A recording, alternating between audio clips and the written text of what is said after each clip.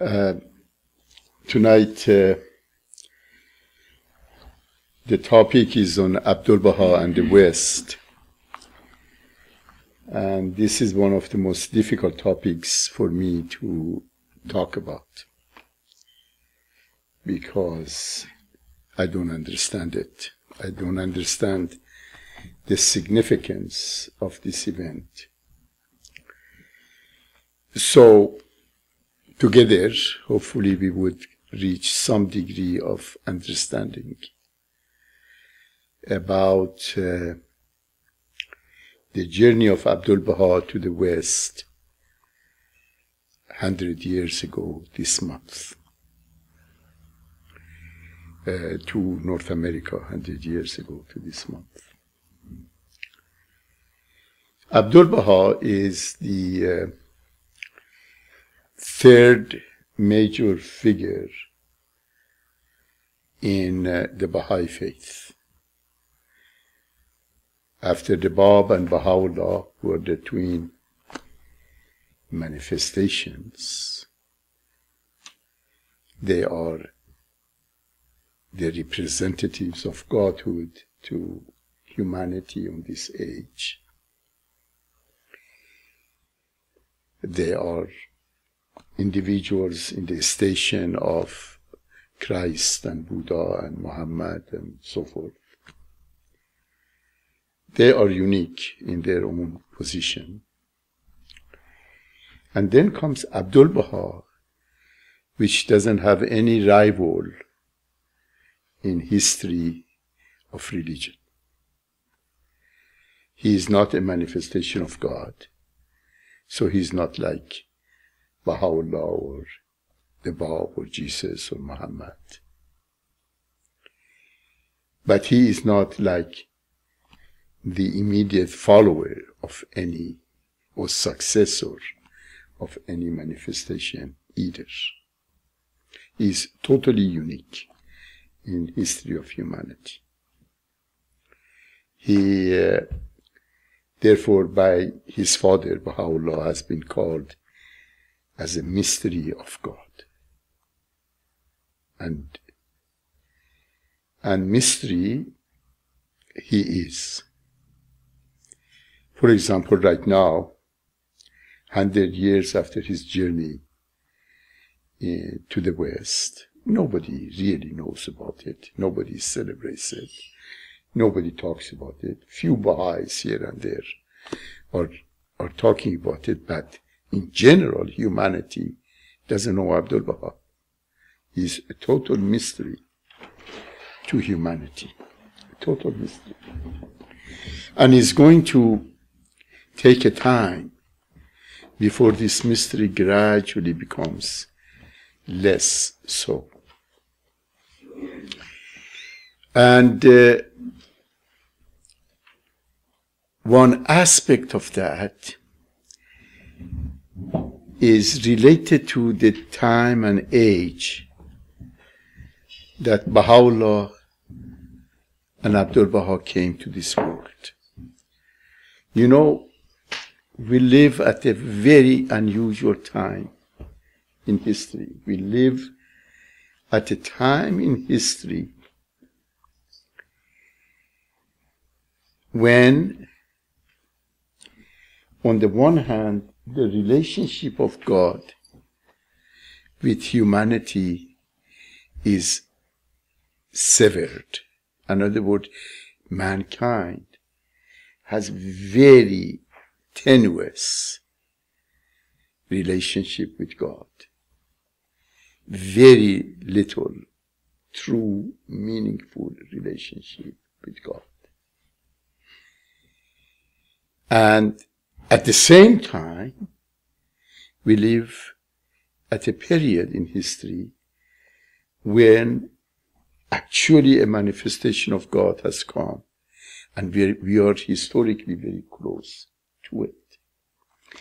These twin processes are very, very significant of what it means,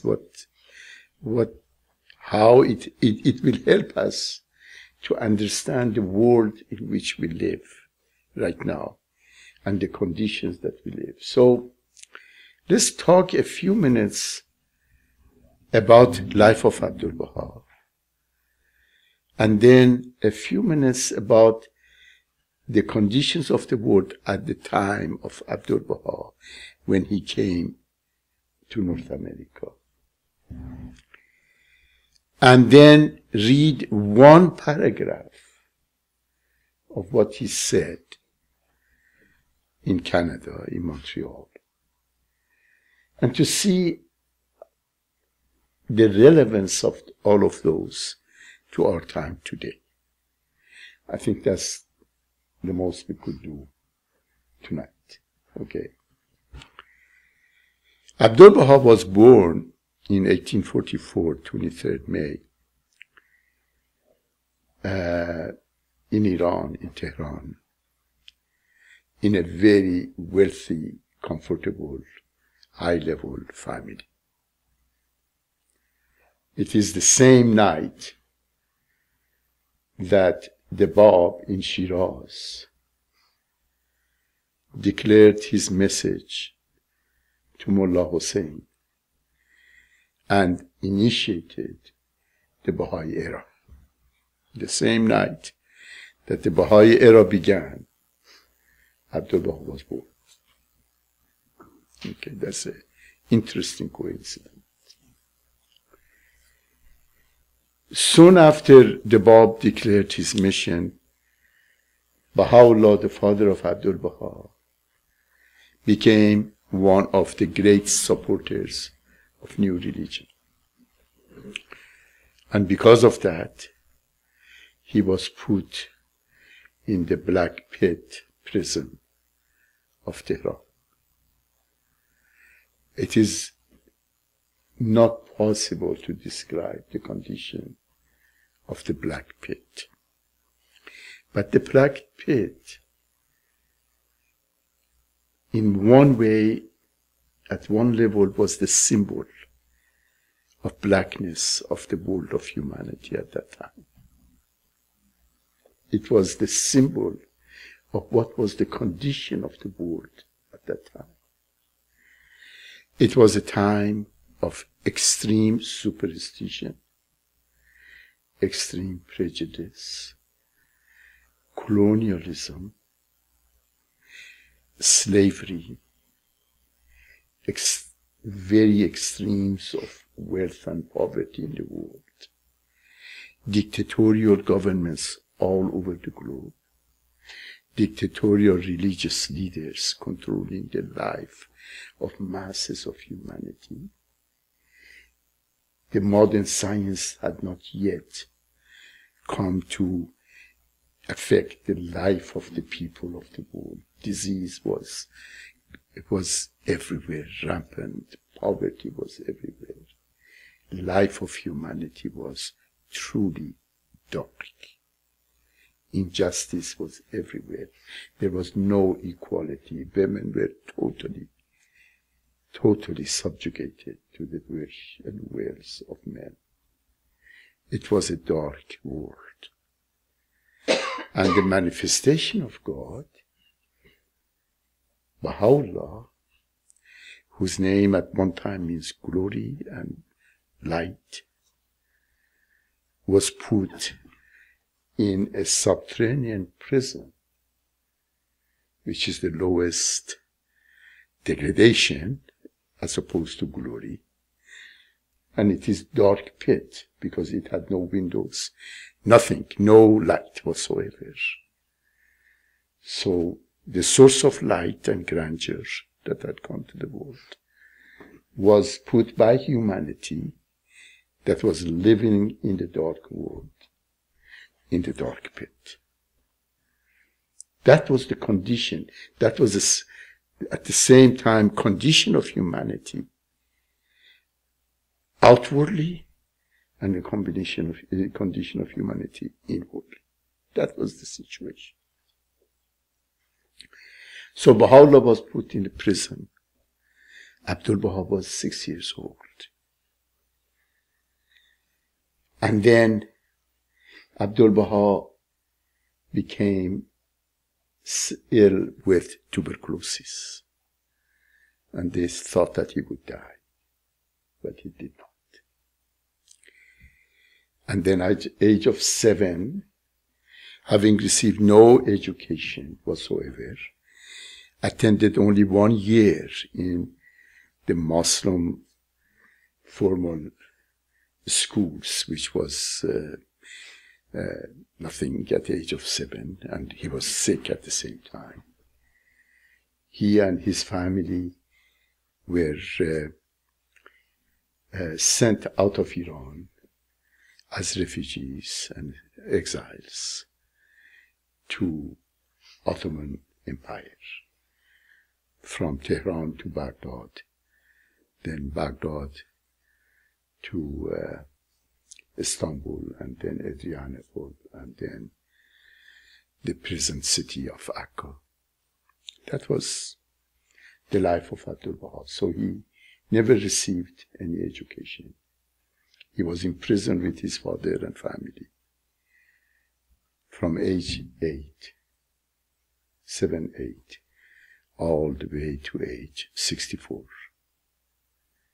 When in 1908, a political upheaval happened in Turkey, and all political prisoners and other prisoners of conscience were freed, and Abdu'l-Baha was free.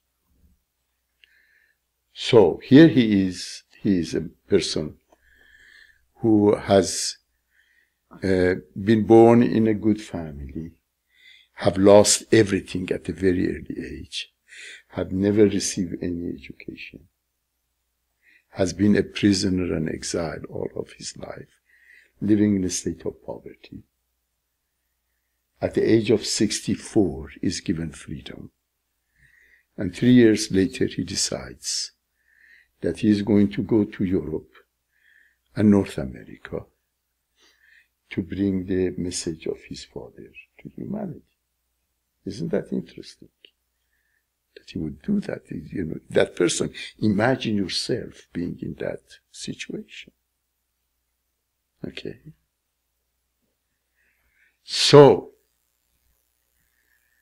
what would somebody like that do in the West? He never has been to the West, never has gone to any university or any school or anything like that, never has given public talks and those kind of things. And here he is, traveling in North America, traveling in Europe. And he went to universities, and he went to churches, and he went to synagogues, and he went to the public places, and he went to the homes of the rich and homes of the poor, and he went everywhere. And everywhere that he went, he was an object of total surprise for those who came to see him. And the accounts of encounter of people with Abdu'l-Baha are all written. And it's a good read if you would have time sometime to sit and read about it. And his talks are all also published and are there. Now, along with conditions are also some extraordinary things that usually people want to mention because it is a source of wonder. For example, the Baha'is of the West, especially the Baha'is in North America, had been begging Abdu'l-Baha to come to visit the West. And Abdu'l-Baha has been saying, no, I would not come, I would not come. And they asked why the reason. He said the reason is that the community is not united. He said, I would not come to the community, Baha'i community, visit the Baha'i community, if they are not united. Because unity is the central teaching of the Baha'i faith.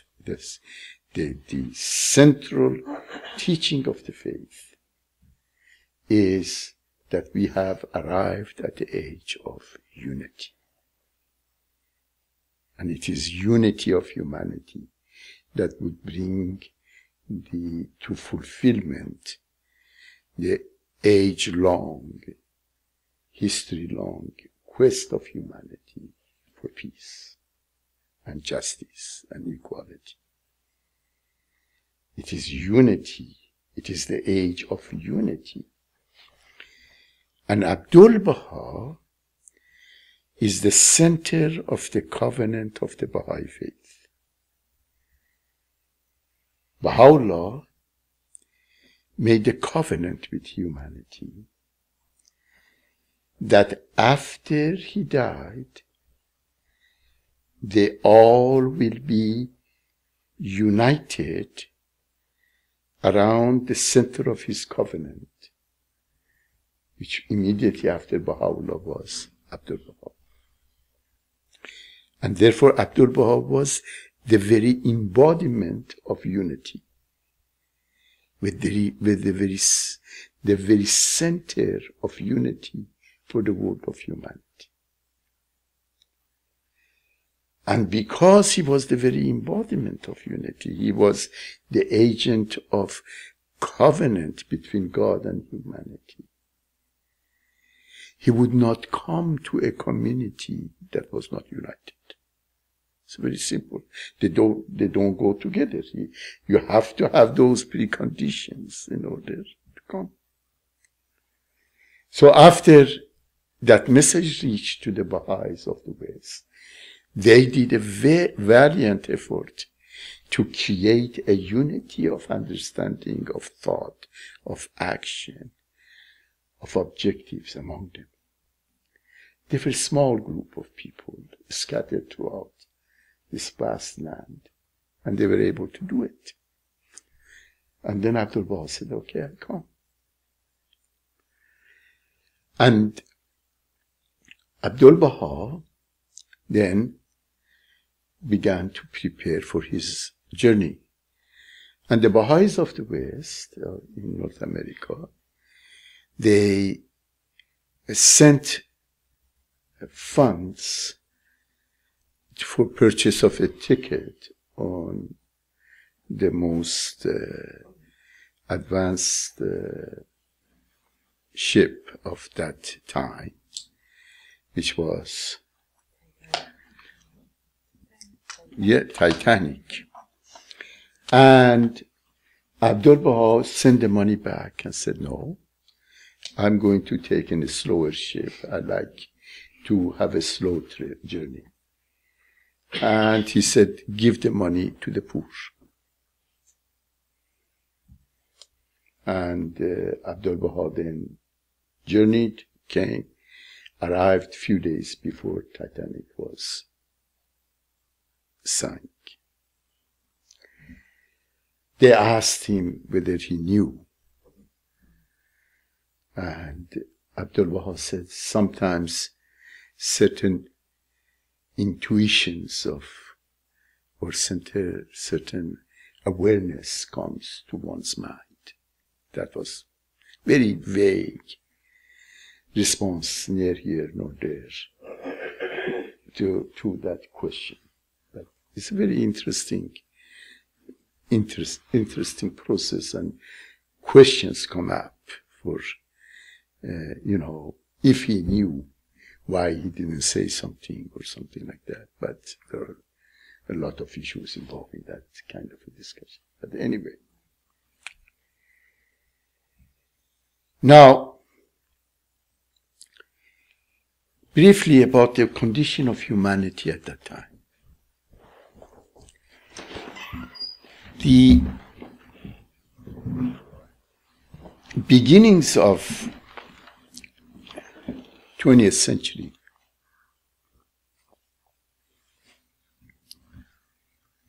was the age of considerable degree of upheaval and confusion in the consciousness of humanity.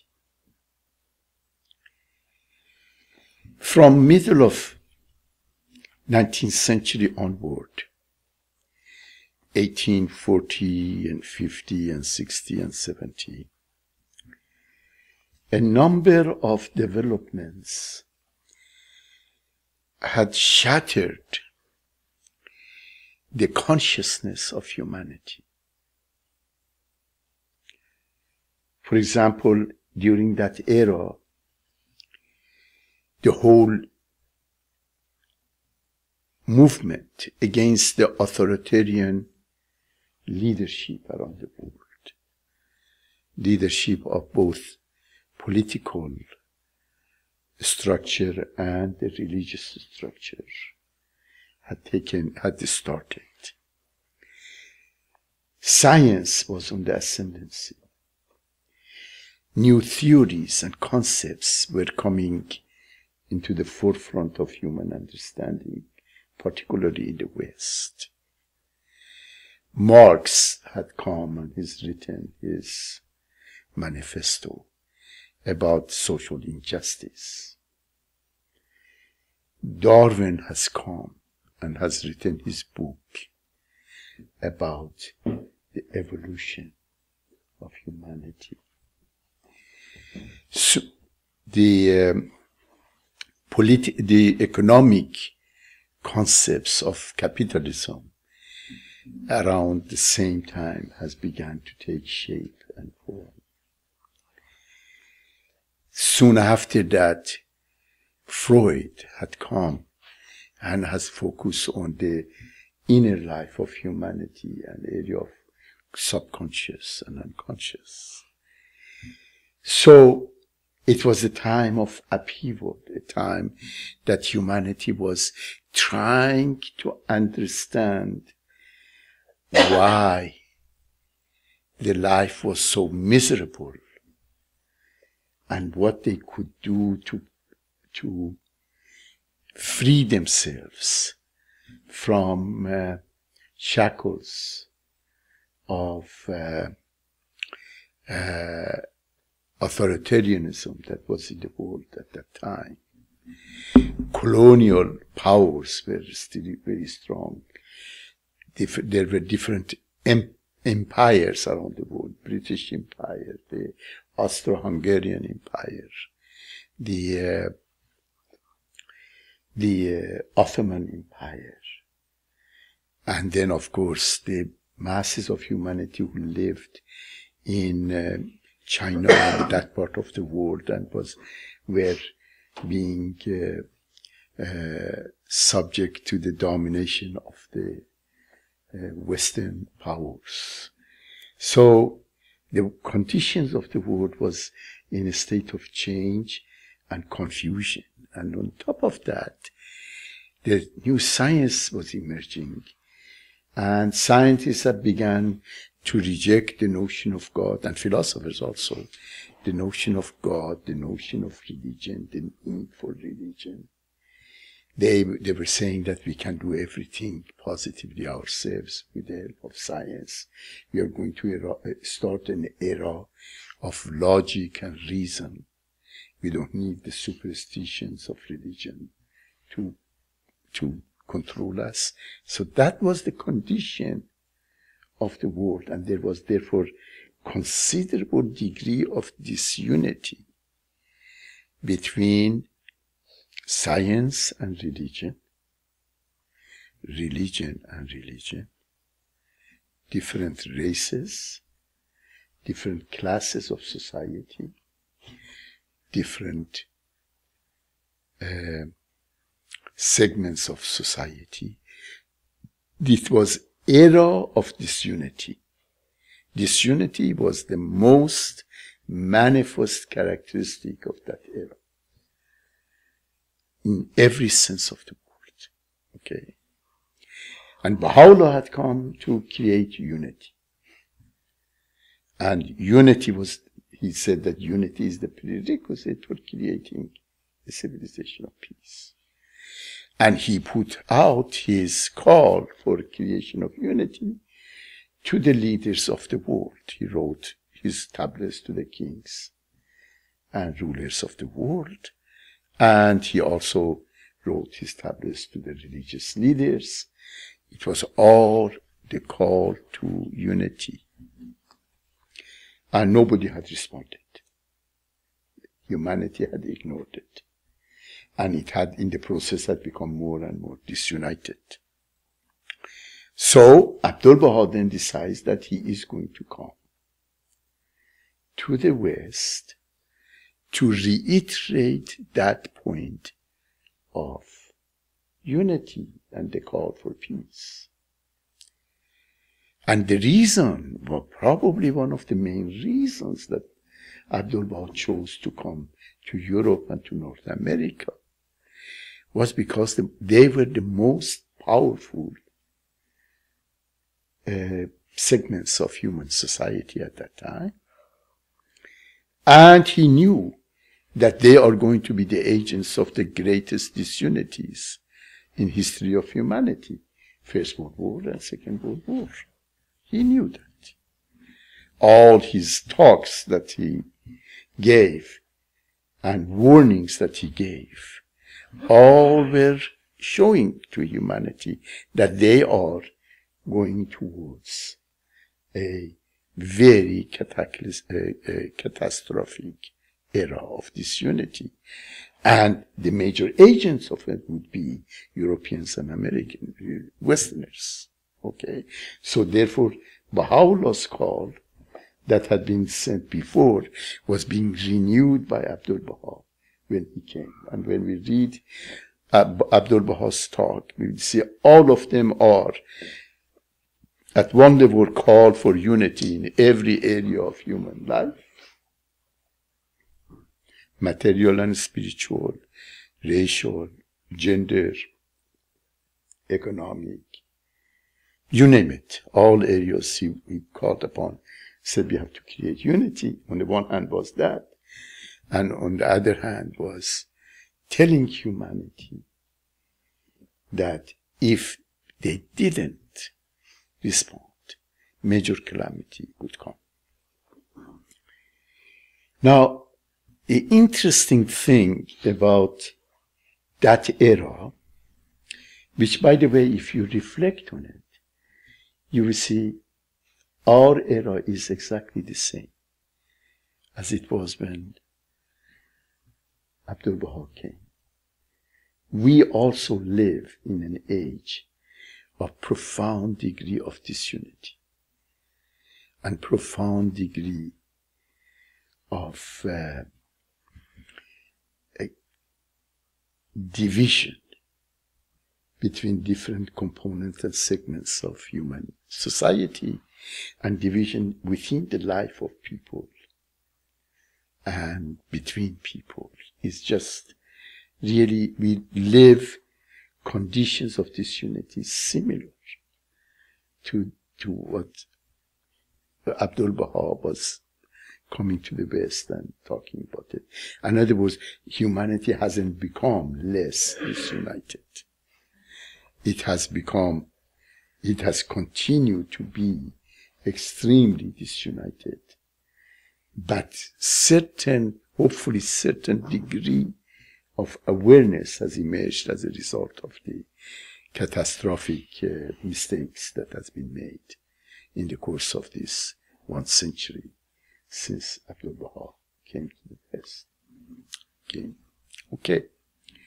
So, one of the characteristics of this time of disunity, is that disunity creates anxiety, creates fear, creates resentment, creates anger, creates conditions of hopelessness. These are the characteristics of condition of disunity. And when people live under those conditions, I don't see a way out. They begin to believe in nonsense. An age of nonsense begins to emerge. People begin to believe in issues that are not logical. Okay? Charismatic figures appear during these times, and they come up with simple solutions that if you do certain activities 20 minutes a day, or if you eat certain kind of food, or if you engage in certain rituals, then everything would be fine. You don't need to do anything else. You just simply do that and all will be fine. Okay? And the movements that develop and charismatic figures that emerge, and many of them have emerged during the last 100 years, and they have had followers, and then they would disappear and another movement comes in, a New Age era, and all of these movements are characteristics of humanity living in darkness, feeling increasing and increasingly more hopeless, not knowing what to do. And therefore, they begin to believe in extraordinary magical processes, that they can change the life in a very simple way without going through the difficult process of growing up. That's the characteristic of these conditions, you know. For example, in Iran now, during the last 30 years under Islamic civilization, I was reading an article a couple of days ago. I was very surprised, I didn't know about it, that during the last 30 years in Iran have emerged a number of these charismatic movements. That one movement of them called Ilyas Min has one report says that they have 126,000 followers of all levels of people. And this leader says that the only way that we can find hope and happiness and oneness and love, these are the wishes of humanity, of course, is if we reject all logical issues and only listen to our hearts. Okay? And these people, of course, have been, their leader have been, arrested by the government and is in the Evin prison now for life. And many of them have been killed and on and on and on. But more and more people believe in that. Because if you are in a desperate situation, when nothing makes sense, then of course you believe in nonsense. Okay? Of course you believe in easy way of trying to find a escape from conditions of life. Now, it is in these conditions, that we find Abdu'l-Baha coming to the West and giving talks that were totally out of ordinary expectations of the listeners, because listeners were expecting that Abdu'l-Baha either would talk about issues the way they thought should be talked about, or he would talk in totally the opposite way and in a mystical way. And suddenly here they came and they found somebody whose very talks are called for humanity understanding how to bring about a unity to itself and to its life of its people and all. So with these thoughts, let us read just one statement from Abdu'l-Baha that he gave it in Montreal. He was talking at the home of Maxwell's.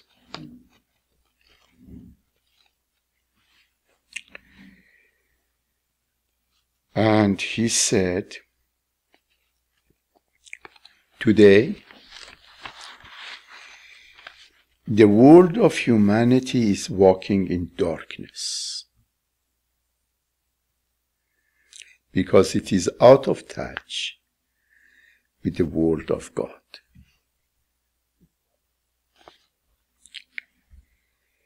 I will read the whole thing and then we go over it. Today, the world of humanity is walking in darkness because it is out of touch with the word of God. That is why we do not see the signs of God in the hearts of men. The power of the Holy Spirit has no influence. When a divine spiritual illumination becomes manifest in the world of humanity, when divine instruction and guidance appear, then enlightenment follows. A new spirit is realized within, a new power descends, and a new life is given. It is like the birth from the animal kingdom into the kingdom of man. When man acquires these virtues, the oneness of the world of humanity will be revealed. The banner of international peace will be upraised. The equality between all mankind will be realized. And the Orient and the Occident will be one. Then, with the justice of God become manifest. All humanity will appear as the members of one family, and every member of the family will be consecrated to cooperation and mutual assistance. The lights of the love of God will shine. Eternal happiness will be unveiled. Everlasting joy and spiritual delight will be attained. Okay. I promise you, if you want to analyze this statement, you need to write a 500-page book. Okay? Because it's so absolutely condensed. Okay? Let's go back to it, see what he says. Okay. He says, the world of humanity is walking in darkness. Why it is in darkness? Because it is out of touch with the word of God. That's the first thing. The word of God, the teachings of religion in its pure form, bring understanding and light and awareness to humanity. At that time, like this time, humanity was out of touch with God. There was no connection. God hadn't abandoned humanity, but humanity has abandoned God. And when we abandon the spiritual realm, then darkness descends, meaning we cannot see the truth. We cannot see what is what. Okay.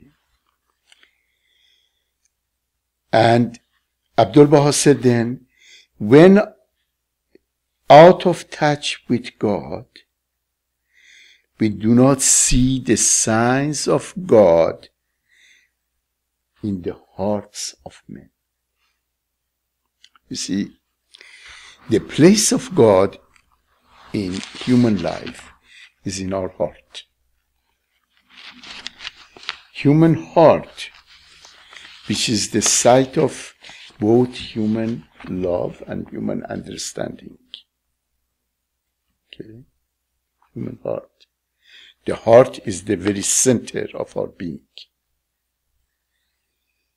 It is through our heart that we understand. Okay? The brain is the vehicle of understanding.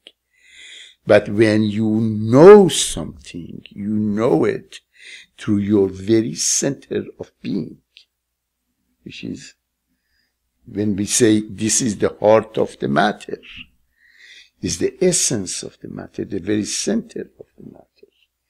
So we know through our heart, and we are illumined through our heart. And when we do not have a connection with God, our heart no longer shows the signs of God. Now, and that's why, because that's why that spiritual illumination meaning ability to love, ability to be universal, ability to be all-inclusive, ability to be source of kindness, of hope, of compassion, of all of those things. When we don't have divine spiritual illumination appears when divine instructions and guidance are followed. Here Abdu'l-Baha says, the reason that humanity is in darkness is because it has separated itself, severed itself from the Word of God. And the way that we sever ourselves from the Word of God is that we do not follow the teachings of the manifestation. And when we don't follow the teachings, our connection is gone. The only way that we connect ourselves with God is by following the teachings of God. Otherwise, if the action is not there, it wouldn't happen. And then Abdu'l-Baha said, with divine instruction follows enlightenment. A new spirit, a new power, a new life begins. Okay, this is all happens when we follow the new instructions of a new religion, new manifestation. If you don't do that, you are in the world of darkness and death and lack of illumination as well.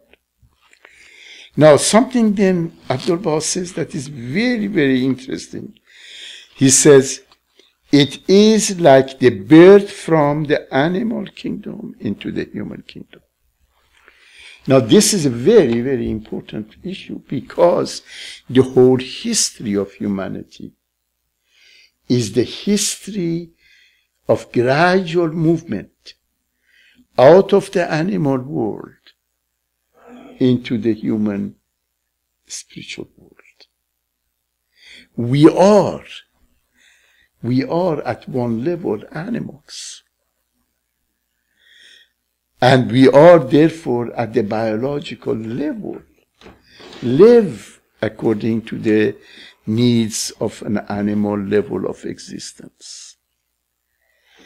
Humanity throughout history has been predominantly living according to the parameters and dynamics of animal way of life. That's the reason that throughout history of humanity, issues of survival, issues of security, issues of gratification of needs, avoidance of pains have been the predominant preoccupation of people. People have spent most of their times to protect themselves, to stay alive, to have a little bit of happiness, to avoid as much pain, as much as possible pain and discomfort. Most of the lives of people spent that way. That's the animal way of life. Abdu'l-Baha says here that this is the era of being born from the animal level to the next level, the human level. In order to do that, we need a new illumination, a new understanding, a new consciousness. And that consciousness is what makes us to transform from primarily living an animal type of life to a human type of life.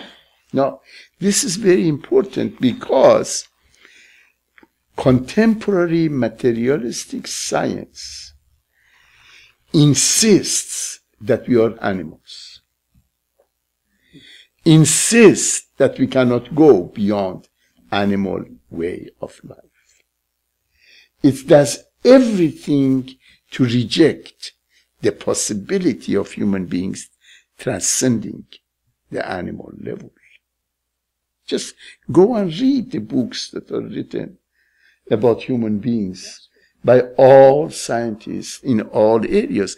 Their fundamental focus is that we are human beings. As human beings, we are animals.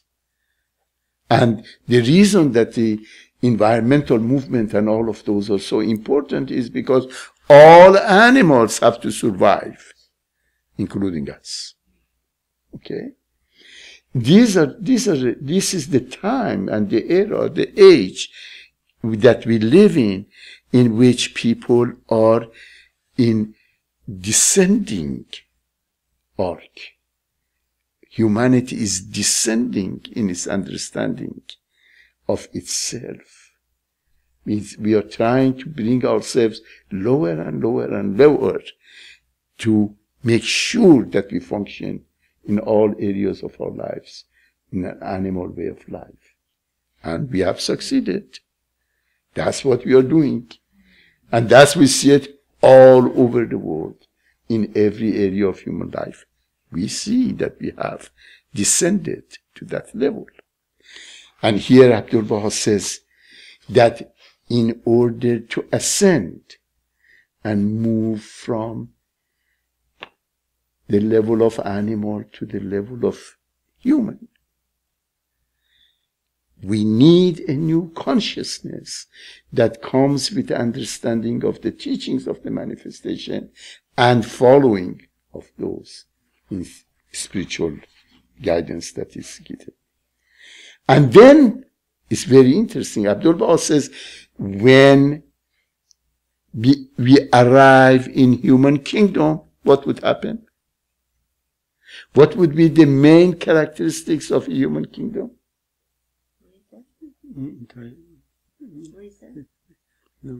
It becomes awareness of oneness of humanity. When we move from animal to human, then the consciousness of oneness of humanity would become manifest and oneness of humanity becomes a reality. So humanity hasn't achieved. We still live in an animal level of existence. We haven't arrived at the level of oneness of humanity yet. Look at the conditions of the world. And Abdu'l-Baha says, this is the transition, being born from the animal to human. This is, and then he says, when you do that, when we arrive in human kingdom, the oneness of humanity is revealed and international peace is established. Peace would only happen when we realize that we are human beings. And we begin to act as human beings. Otherwise, it doesn't matter how much we try to create peace. It wouldn't happen. And we see the failure of the world in creating peace. We see it. We see it everywhere. And then, when it happens, other things happens. Equality between all mankind happens. Right now, we live in the age of inequality. East and West become one. We are divided now. Justice will be established. Justice of God. You see, the dispensation of Baha'u'llah revolves around justice, doesn't it? The Baha'i administration is the administration based on justice. The houses of justice. Local house of justice, national and international. The whole thing is about justice. But we wouldn't have, humanity wouldn't have justice until we become illumined with the spiritual realities of divine teachings and follow them. We are born, then we are born from animal to human level, which is the process of becoming conscious of oneness of humanity, which then we begin to work and be able to establish justice. And then all humanity becomes as one family. These are all the statements in the writing that I just read, that I've just broken them in segment by segment. And then Abdu'l-Baha said every member of humanity will be dedicated to what? Cooperation and mutual assistance. It's a different word. And then when you do that, what would happen? Then it would be the light of love of God will appear. Because love would come when we cooperate, when we assist each other, when we relate to each other in the conditions of justice, when we are in condition of equality, when we realize that we are all members of one family of humanity. Did all of these conditions give birth to true love between people? You see. And when that happens, what would happen?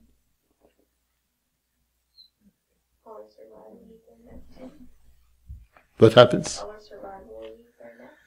Yeah, your survival needs are already met. Yeah, you're taken care of. What happens here, you get what you are all looking for. Happiness. Happiness. Happiness wouldn't come without those things. Happiness is a condition that is achieved when we feel loved, and we are feeling loved when we are in a state of cooperation, equality, justice, unity, harmony. Happiness comes at the end, you know. Eating ice cream brings some happiness, but doesn't last very long. Okay? And everlasting joy and spiritual delight will be attained. So that's very interesting that Abdu'l-Baha gives this talk to this group of people in this house in Montreal. He knew that those who were there didn't get it. Okay, they got it a little bit, but he knew that they wouldn't understand it. They wouldn't see the complexity of it. They wouldn't see the extent that we have to go, the long journey that we have to make to understand this phenomenon. He knew that. And he knew that it would take a long time until finally we begin to talk about these things, begin to understand it, begin to see the ramifications of it, begin to think how to create it. And the question is, are we after 100 years ready to do so? For 100 years we have ignored it. Okay? Now are we ready to begin to systematically look at the process of how to take the world out of darkness and bring it to condition of illumination and light? Or how to bring about that dynamic process of being born from the animal world to the human world. These are the aspects and dimensions that Abdu'l-Baha had in mind, and he knew that he was giving a prescription for the ages. It wasn't a prescription for the immediate implementation, because humanity wasn't ready at that time to do it. We are gradually, hopefully, becoming ready to reach to a certain degree of better understanding of these issues. But even now, I think still we are very unprepared, maybe. But we have to respond, because the conditions of the world is getting worse. And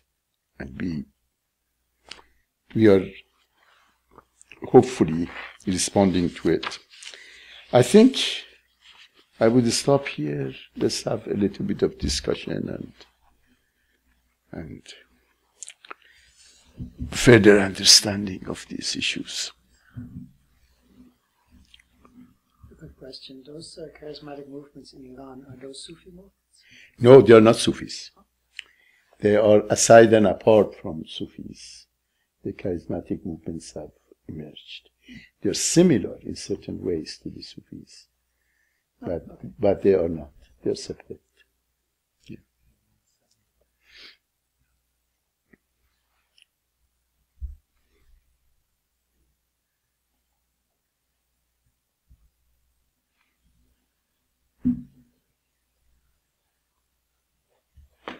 Dr. Danesh, what was the difference of time between when the believers in America asked Abdu'l-Baha to come and when he responded? And then how did they create a more unified community, and what can we learn? Well, they responded in about 3 years' time. And the manner in which that process happened was that Abdu'l-Baha sent a very distinguished Baha'i scholar, the greatest Baha'i scholar we have had thus far, Mirza Abul-Faza'il, to the West to bring the essential teachings of the faith to the attention of those who have become Baha'is. The Ahmad Sohrab, who had come earlier, and few others, they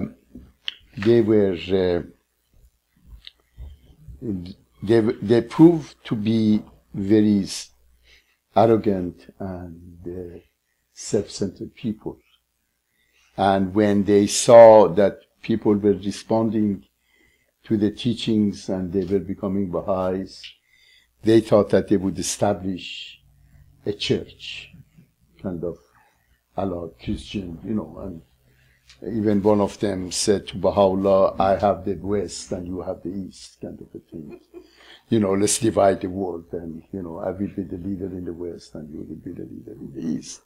So it was a, early misunderstanding of those friends. They were confused. They didn't know what to do. And Abdu'l-Baha sent emissaries and those who were able to teach them about the fundamentals of the faith, about the principles of covenant. And through this process, a much greater level of unity was established. And then when Abdu'l-Baha came, of course, it just simply demolished all misunderstandings that were there, because the person of Abdu'l-Baha was so magnetic and so remarkable and so unbelievable that these friends realized what was going on, you know. But it took that process of teaching, and also it was essential for people to know that if they don't create the necessary conditions for success, they wouldn't be successful. And in the writings of the Baha'i faith we read that if there is no unity in a given condition, the confirmations of God would not come. Therefore, the condition of unity is like these antennas, or these, what you call it, dishes that you put out, and you get the waves that come and then goes to your television. The same way is that if you want to bring the spiritual powers and confirmations, you have to have that point of attraction, which is unity. Without unity, no confirmation would come. It just doesn't happen.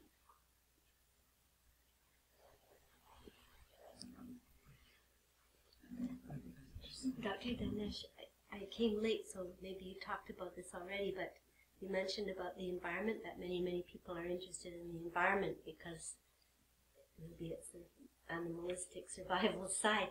But I think lots of people care about renewing the environment because they really love other people. They love their children. They do care a lot. And there's a lot of unity in many of their actions. For example, on Earth Day, there was 1 billion people in 192 countries doing something because they really care about the future for their children. I was involved in a project called Trees for Children, and we worked so closely, 4 of us, very unified, 700 trees and 45 childcare centers up and down the island.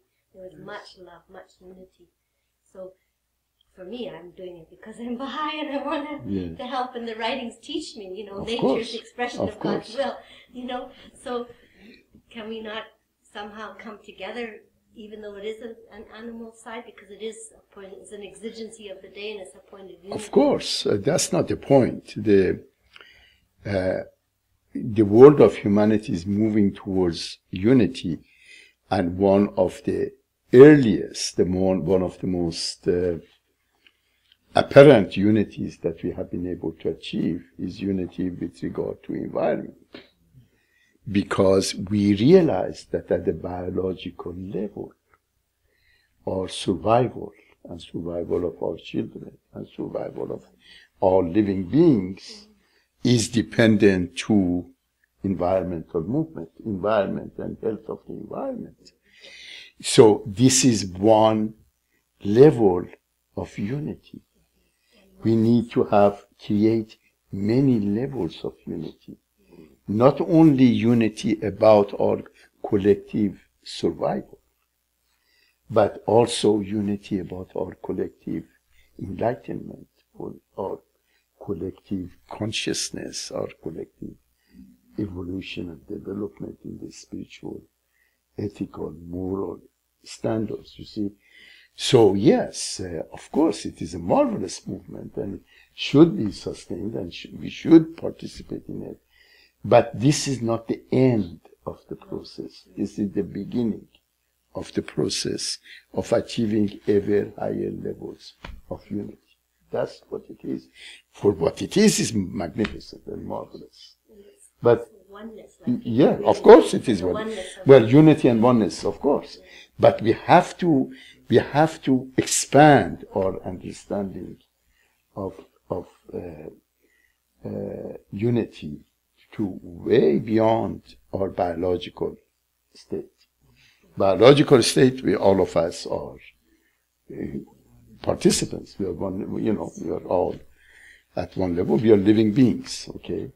But then we have to move from biological to sociological, to psychological, to ethical, to spiritual, to all levels of unity.